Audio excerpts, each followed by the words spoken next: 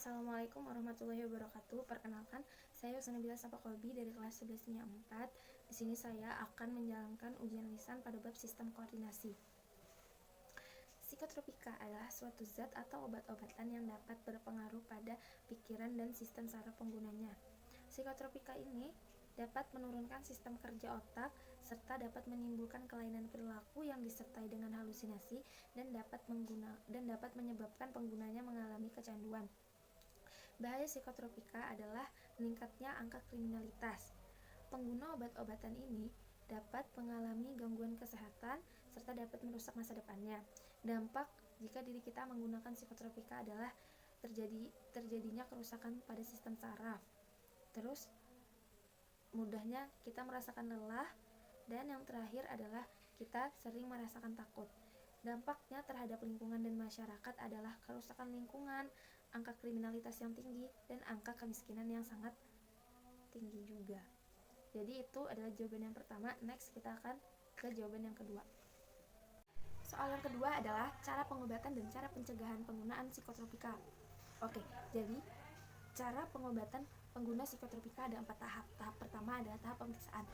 Tahap pemeriksaan ini yang bertujuan untuk mengetahui sejauh mana kecanduan pada pengguna psikotropika dan apakah efek samping terhadap pengguna tersebut.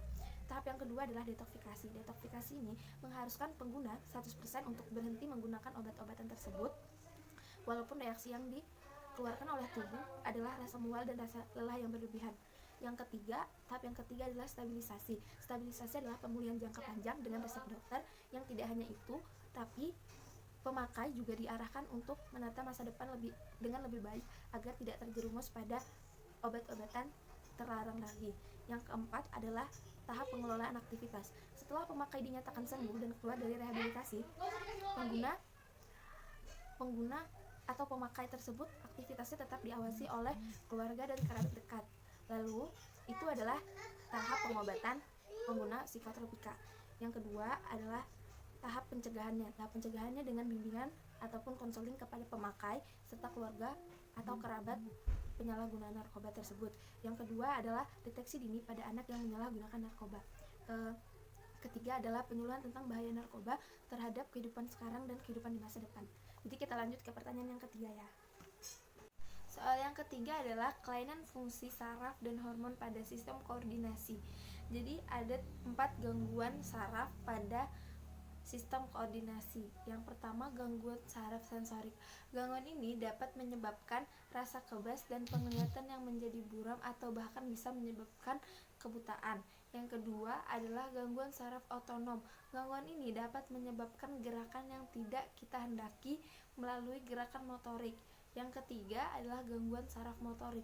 Gangguan ini tanpa koordinasi dengan sistem motoriknya.